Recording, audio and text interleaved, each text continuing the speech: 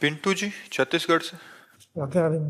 राधे राधे महाराज जी। महाराज जी, मैं अपनी ही थाली में एक कोने में शामा शाम को मन ही मन भोग लगा के भाव से रख देता हूँ, फिर आखिरी में उस प्रसाद को प्रसाद मानकर खा लेता हूँ। तो क्या महाराज जी सही है? जैसे अपनी जो थाली लगी उसी में ऐसे करके रख के। नहीं, अगर ये बाहर हो तो, घर में हो तो ठाकुर जी विराजमान है कि नहीं, घर में ठाकुर जी नहीं है महाराज। वैसे रखना चाहिए। जब सब कोई घर में है तो ठाकुर जी भी विराजमान कर लें। घर में जमीन में भोग लगा देते हैं, थाली थाली के नीचे जमीन में, फिर वो बाद में व्यर्थ चला जाता है। तो मुझे नहीं, थाली के नीचे भोग का लगाने का कोई विधान नहीं। वैसे ही करते हैं घर में, तो मुझे अच्छा नहीं लगा, ये व्यर्थ चला जाता है ऐसे करके, तो फिर मैं वैसे ही करता। देखो, भोग लगाने का विधान ये है कि प्रगट में अगर ठाकुर जी घर में हैं तब तो उनके सामने थाली पर धरावे और 10-15 मिनट बैठकर नाम जप करे और भावना करे भगवान पा रहे हैं। और अगर प्रगट में नहीं है तो अपनी थाली जो पूरा भोग आया है आपके सामने, हाथ जोड़ो, आंख मूंदो और भावना में देखो कि श्यामा श्याम पा रहे हैं। थोड़ी देर 1-2-4 नाम जप करो और जय हो प्रभु आपके, और हृदय में भी तो वही बैठे हैं, पा रहे हैं, ऐसा भाव करना चाहिए। जमीन में भोग। स्वाति जी मुंबई से। श्री हरिवंश महाराज जी, गुरुदेव, ये शरीर रहते हुए लालजू और लाडली जू से मिलना है, उनके दर्शन करना चाहती हूँ, मुझे अपनी तरफ से क्या प्रयास करना है? ये तो हो जाने, वो प्रयास से तो मिलते नहीं, प्रयास से नहीं मिलते हैं, तड़पने से मिलते हैं। वो तड़पन आ जाए हृदय में कि जिया न जाए। दरस बिन दूखन लागे नैन, नहीं खान पान ते भावे है, नहीं कोमल वसन सुहावे है, सब विषय लगे ते खारा है, हरियासिक का मग्न्यारा है। बस हृदय एक कराह रहा है, एक अंदर आर्त भाव, कम मिलोगे कम, तब मिलते हैं वो। साधन भजन तो तड़पन के लिए है, लालसा के लिए है, लेकिन मिलते प्रभु तभी हैं जब रो रो करके हम उनको पुकारते हैं। कबीरा हंसना छोड़ दे रोने से कर प्रीति, बिन रोए किन पाइया प्रेम प्यारा मीत। ऐसा भजन होने लगे कि एक एक नाम आंसुओं से डुबो डुबो कर हमले राधा राधा राधा, फिर वो कृपा करें और हमारे सामने प्रकट हो जाता है। ऐसी किसी जब तप में सामर्थ्य नहीं, रो रो करके जिन्होंने आर्त भाव से पुकारा, भगवान ने उन पर कृपा की। तो हमारा बल रोना ही है। रुदु सुस्वरम राजन कृष्ण दर्शन लालसा। गोपी जनों ने जब हर उपाय कर लिया और भगवान प्रकट नहीं हुए तो सब एकत्रित होकर रोने लगी, और जब आर्त भाव से रोने लगी तो तासा माविर भूत छौरी समय मान मुखाम्बुजा, पीताम्बर धरा सृग्वी साक्षात मन मन मन था। भगवान पीताम्बर धारण किए हुए, काम को भी मूर्छित कर देने वाले, काम के भी मन को मथने वाले भगवान श्याम सुंदर उन्हीं के बीच में प्रकट हो गए। तो रुदु सुस्वरम राजन, रोने से, बिन रोए किन पाइया प्रेम पिया। तो भगवान के लिए रोना आए, हमें तड़पना आवे। जैसे भूख में हमें केवल भोजन सुहाई देता है, प्यास में केवल पानी सुहाई देता है, रबड़ी नहीं सुहाई देगी। हम बहुत प्यासे हों और हमको रबड़ी दी जाए धौटा तो हमको अच्छा नहीं लगेगा, हमें लगेगा पानी पिलाओ। ऐसे ही हमको कुछ अच्छा न लगे, लगे भगवान मिल जाए, भगवान मिल जाए। अब केवल भगवान चाहिए, तब भगवान मिल जाते हैं कृपा करके। साधन तो यही है कि श्रवणम कीर्तनम स्मरणम विष्णुपाद सेवनम अर्चनम वंदनम दास्यम सख्य आत्मनिवेदनम। भगवान की नवधा भक्ति की जाए तो उससे प्रेम लक्षणा, और प्रेम लक्षणा से भगवान की प्राप्ति। निरंतर नाम जप, मतलब चिंतन के लिए क्या क्या? निरंतर नाम जप के प्रयास क्या करना चाहिए उसके लिए? अब भोजन शुद्ध होना चाहिए, सात्विक होना चाहिए, आचरण पवित्र होना चाहिए, अधिकतर मौन रहना चाहिए, किसी की निंदा स्तुति न करनी चाहिए, न सुननी चाहिए। कम से कम 5 घंटा केवल सोए, 24 घंटे में 5 घंटे बहुत पर्याप्त नाम जापक के लिए सोना। और हर समय उठते बैठते चलते फिरते जिह्वा से उपांशु नाम जप का अभ्यास करे तो फिर मानसिक होने लगता है।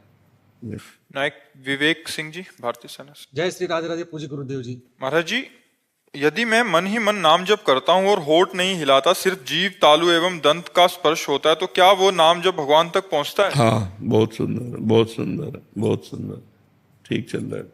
क्या मानसिक जप पूर्ण और सही माना जाता है? हाँ ठीक है, वही पूर्ण है। ये मानसिक ही पूर्ण है। मानसिक तो क्या कहना है, अगर जब चलने लगे मानसिक तो सर्वोपरि मानसिक जप है। जैसे हम राधा राधा राधा राधा राधा, तो ये वाचिक हुआ, ये उपांश हुआ, ये मानसिक है। मानसिक में अंदर चल रहा है, हम सुन रहे हैं, वही राधा नाम देख रहे हैं, उसी में डूब रहे हैं, तो ये तो 10 गुना बढ़ कर के है। जैसे यज्ञ आदि से बढ़कर 10 गुना नाम जप्य है वाचिक, और वाचिक से बढ़ कर के उपांशु है, और उपांशु से बढ़ कर के ये मानसिक है, ऐसा महापुरुषों ने कहा है। गुरुदेव, ये नाम का जो चिंतन होता है वो मंत्रों का, अक्षरों का, तो वैखरी वाणी से तुम उसे जप करते हैं? नहीं नहीं, वैखरी वाणी से चिंतन करते हुए मंत्र नहीं जपा जा सकता, नाम तो जपा जा सकता है। तो जैसे आप कहते हैं कि पश्यंती में जब जाता है तो नाम मंत्र का चिंतन होने लगता है, तो जैसे नाम, ये चिंतन जो है शुरू से प्रयास करना पड़ता है या जब उतर जाता है नीचे तब उसका चिंतन होने लगता है? वैसे प्रयास भी करना पड़ता है, और जब उतना जप हो जाता है उपांश, तो अपने आप वो मानसिक में आ जाता है। जब हमारा मन पवित्र होने लगता है तो हमारा मन पकड़ने लगता है, नाम को पकड़ने लगता है। देखो, ऐसा नहीं कि अभी नहीं पकड़ रहा, 10-20 बार तो पकड़ ही लेगा अपने आप। जैसे विषयों में भागता है, अगर 5 बार भी पकड़ लिया तो 5 बार तो पकड़ा। जहां 1 बार नहीं पकड़ता था तो वहां 5 बार मन तो लगा जपने में। तो ऐसे हम धीरे धीरे जब अभ्यास करने लगते हैं तो मन लगने लगता है। प्रयास भी करें, बार बार राधा नाम लिखें, उसी का दर्शन करें, उसी का श्रवण करें, उसी का उच्चारण करें, इससे धीरे धीरे मन पकड़ने लगता है। जैसे ऐसे अंदर सुनाई तो दे लेकिन चिंतन ना हो तो मानसिक? कोई बात नहीं, तो भी जप चलेगा, तो भी माना जाएगा, आप जप चलाओ। सौरभ जी महाराष्ट्र से। राधे राधे माँ। राधे राधे महाराज जी। महाराज जी, क्या ये सही है कि एक गुरु से दीक्षा लेने के बाद किसी अन्य गुरु का अनुसरण करना जहां उन्हें शांति और प्रेम की प्राप्ति हो रही है? देखो, एक चीज ध्यान रखना है कि शिक्षा गुरु हम 100-200 बना सकते हैं। जैसे 24 शिक्षा गुरु बनाए दत्तात्रेय जी महाराज ने, लेकिन दीक्षा गुरु हमने दीक्षा ले ली। जैसे गुरु ने कहा राम राम जपो, अब हम राम राम जप करेंगे और 100-200 संतों से मिलेंगे, उनके अनुभव सुनेंगे। हमें जिन संत की बात अब अच्छी लगी वो बात हम जीवन में स्वीकार कर लेंगे। पर हमें लगता है कि गुरु जो मंत्र दीक्षा वाला गुरु एक ही होना चाहिए। शिक्षा गुरु अनेक किए जा सकते हैं। शिक्षा हम कहीं भी बैठ करके सुन सकते हैं। मान लो हमको अपने गुरु के वचनों में दृढ़ विश्वास करने वाले अगर हमको 100 संतों के वाक्य मिले तो हमारी बात बन जाएगी। लेकिन हमें अपने गुरु पर अश्रद्धा नहीं करनी चाहिए, अपने गुरु मंत्र पर अश्रद्धा नहीं करनी चाहिए। यदि हम अपने गुरु द्वारा दिया हुआ मंत्र और नाम जप करेंगे और सब संतों का संग करें और अपने गुरु के अनुकूल बात सुने, बात समझना है, सब संतों का संग करें पर बात वही पकड़ें जो हमारी साधना को पुष्ट करे, तो हमारी बात बिगड़ेगी नहीं। हम चाहे 100 संतों से संग करें, हमारा कुछ नहीं बिगड़े। अब ये नहीं कि हम जहां संग किया वहीं गुरु बना लिया, फिर उनको छोड़ा, फिर उनको, ये ऐसे नहीं। गुरु एक है। शिक्षा दीक्षा सत्संग हम हजारों जगह सुन सकते हैं, तो वो बात अलग है। हम जो मंत्र दीक्षा लिए हैं वो एक ही जगह से, ऐसा चलना चाहिए हमें लगता है। और अगर गुरु पर अश्रद्धा हो जाए तो गुरु मंत्र पर तो अश्रद्धा नहीं होनी चाहिए ना। मान लो गुरु से आपका मन नहीं मिलता किसी भी कारण से, तो गुरु जी ने कहा है कि आप राधा राधा रटो, तो आप राधा राधा रटो, उसी से कल्याण हो जाएगा। दूरी बना लो, राधा राधा रटो, कल्याण हो जाएगा। निंदा करने की जरूरत क्या है, गुरु बदलने की जरूरत क्या है? हमें तो ऐसा लगता है। क्यों महाराज जी, इसमें थोड़ा सा विस्तार चाह रहा था। महाराज जी, जैसे कुछ हर एक संत भगवान के सिद्धांत अलग अलग होते हैं, साधना पद्धति के जो तो उसी में हमने कहा जो अपने गुरु सिद्धांत से बात मिलती हो, जो हमारे गुरु वचनों को पुष्ट करता हो, वही सत्संग हमें स्वीकार करना चाहिए और सुन सबका लेना चाहिए। कभी कोई संत भगवान जो वरिष्ठ होते हैं उन्होंने कोई आज्ञा कर दिया जो गुरुदेव के सिद्धांत से थोड़ी अलग जा रही है, नहीं तो मानना वो मतलब सुन लें बट अपने गुरुदेव या उनके आगे प्रस्तुत कर दें? नहीं मानना चाहिए। अपने गुरु के सिद्धांत से ही चलना करना चाहिए। जो सत्संग हमारे गुरु जी के सिद्धांत को पुष्ट करता है हम वही बात मानेंगे, हम अन्य बात संत नहीं अवज्ञा तो नहीं हो जाएगी? नहीं, इसमें प्रगट में वैसे हमें लगता है कोई भी सुलझा हुआ संत आज्ञा ही नहीं करेगा। कोई भी सुलझा हुआ संत ऐसी आज्ञा ही नहीं करेगा जो आपके गुरु से आपको अलग करे, आपके गुरु के सिद्धांत से आपको अलग करे। अगर ऐसी आज्ञा है तो मुझे लगता है फिर नहीं माननी चाहिए। अपने गुरु में श्रद्धा, अपने गुरु मार्ग में पुष्टता, यही सत्संग का प्रभाव है। गुरु विमुख कर देना मतलब हरि विमुख हो जाना, फिर बात नहीं बनती है। एक तो महाराज जी ये तो साधना संबंधित हो गया, एक उन्होंने कोई ऐसी सेवार्थ कार्यों में आज्ञा कर दी, आप प्याऊ बनाओ, मान लीजिए गौशाला बनाओ, तो अपने गुरु से इसकी आज्ञा लेनी चाहिए या वो कार्य कर सकते हैं अगर हमारे सामर्थ्य है, या नहीं भी है तो हम कैसे उसको नहीं, आकलन पहली बात तो है कि हर कार्य के लिए गुरुदेव की आज्ञा अनिवार्य है यदि हम परमार्थ पे चलते हैं। देखो भगवान राम धनुष उठा रहे हैं तो गुरु ही प्रणाम मन ही मन कीन्हा, पहले गुरुदेव के चरणों में प्रणाम किया फिर धनुष उठा। मतलब हर एक कार्य अपने गुरुदेव की आज्ञा, गुरुदेव को नमन। गुरुदेव, अब जैसे किसी संत ने कहा कि आप पौशाला खोलिए, जी महाराज जी गुरुदेव भगवान से बात करते हैं, खुली बात है, हम अपने गुरुदेव भगवान से बात करते हैं और गुरुदेव भगवान सहमति दे देते हैं कि हाँ खोलिए, हमारे पास धन है तो हम पौशाला खोल देते हैं। लेकिन डायरेक्ट किसी बात को हम तब मानेंगे जब हमारे गुरुदेव की अनुमति होगी। हाँ, एक कोई आए थे तो कह रहे थे कि उन्होंने, किसी ने, पूज्य जन ने बोला है कि 1 साल तक यहाँ भंडारा कराया जाए, तो मतलब वो इतना ज्यादा हो गया कि उनकी आज्ञा का उल्लंघन करें तब दिक्कत, और यहाँ से एक महाराज जी की एक दिनचर्या है उसमें बाधित हो रही है, हमारी साधना बाधित हो रही है, तो महाराज जी उसमें नहीं, इसमें हो जाता है। इसमें चाहिए कि अपने गुरु से आज्ञा ले लेनी चाहिए। अगर हमारे पास धन है और किसी संत ने कहा है 1 साल भंडारा करो, तो ये बात हम मानते हैं, पर हमारे गुरु जी की क्या इसमें अनुमति, आज्ञा है? बिना उनकी आज्ञा के हम नहीं कर सकते। ऐसा जरूर निष्ठा रखनी चाहिए, अपने गुरु जी से अनुमति और आज्ञा लेनी चाहिए, तभी बात सिद्ध होगी, सिद्ध बात तभी होगी। नहीं ऐसे कभी कोई कुछ बोल रहा है, कभी कोई कुछ बोल रहा है, कभी कोई कुछ बोल रहा है, तब तो आप परेशान हो जाओगे। कि संत अवज्ञा न हो जाए तब तो आप परेशान हो जाओगे। कुछ दिन किया तो कह रहे जो महाराज जी ने एक पद्धति बताई थी, आपने पूजन की, मेरी श्री जी की सेवा ही छूट रही है, मेरा नाम जब छूट रहा है, तो मतलब वो एक, इसीलिए हमने कहा कि सत्संग सब जगह सुने और जो गुरु के सिद्धांत और गुरु की आज्ञा को पुष्ट करने वाली बात हो वो बात सुन ले, और बकाया सब भगवान की चर्चा है, प्रणाम करके चल रहे। महाराज जी जैसे बचपन में मतलब जानते नहीं थे, गुरु दीक्षा हो गई है, लेकिन जो गुरुदेव भगवान है, लाइक हमारे मम्मी पापा सब सबकी जो दीक्षा हुई है, तो उस समय उन लोगों की दिनचर्या है उन्होंने बताई नहीं, तो गुरुदेव भगवान हमने तो ऐसी राधा नाम पहली बार सुना और राधा राधा जप रहे हैं। हाँ, अब जैसे एकदम बचपन में गुरु मंत्र तो थोड़ा जब तक विवेक ना हो, हमें पता ही नहीं है कि गुरु क्या होते हैं, गुरु मंत्र क्या होते हैं, तो फिर उस समय नहीं, उस समय नाम भगवान का जपने की प्रेरणा करनी चाहिए। गुरु मंत्र तब देना चाहिए जब थोड़ा ज्ञान प्रकाशित हो जाए, कि वो समझे गुरु मंत्र क्या होता है, गुरु क्या होता है, सतमार्ग क्या हो। तो जैसे अब आपकी अवस्था है, अब आप समझ रहे हो, तो समझ करके उस मार्ग को स्वीकार करने में कोई दोष नहीं। यशाश्री जी मुंबई से। राधे राधे महाराज जी। गुरुदेव, समय ऐसा है कि अभी सब चीजों से ऊब चुकी हूँ, कुछ भी सहने की हिम्मत नहीं है, बहुत टूट चुकी हूँ गुरुदेव, हृदय बहुत कमजोर हो चुका है, कोई भी घटना घटती है तो लगता है भगवान मेरे साथ ऐसा क्यों कर रहे हैं, कुछ उत्तर नहीं मिल रहा महाराज जी, निराशा। वैसे हम आपको सही बताएं, भगवान कृपा सिंधु है, भगवान किसी का मंगल, इतने दयालु भगवान हैं, बस उनकी दया की बात आती है तो रोने के सिवा कोई और बात मतलब कहने की ताकत नहीं है।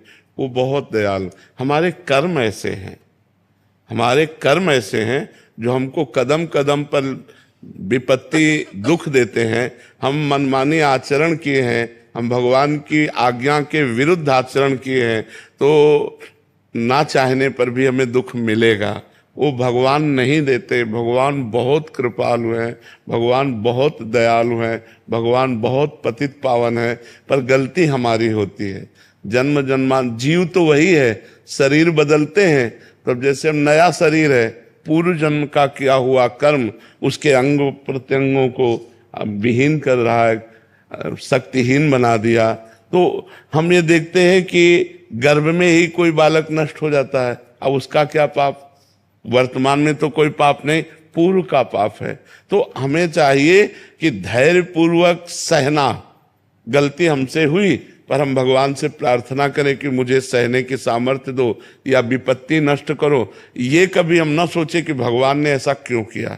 आपसे सच्ची कहते हैं, भगवान बहुत करुणामय, मंगल भवन अमंगल हारी। वो कभी किसी का अमंगल क्यों करेंगे? हम उनके बच्चे हैं, वो हमें दुख क्यों देंगे? पर हमने कर्म ऐसे कर लिया, जाने अनजाने में हमसे कर्म ऐसे बन गए, अब उनका फल हमको दुख दे रहा है। भगवान दुख नहीं दे रहे, भगवान बहुत कृपालु है। भगवान तो सर्वज्ञ हैं, पर वो अपने बनाए हुए कानून को बिल्कुल सत्य निर्धारित करते हैं, वैसे ही पालन करना पड़ेगा।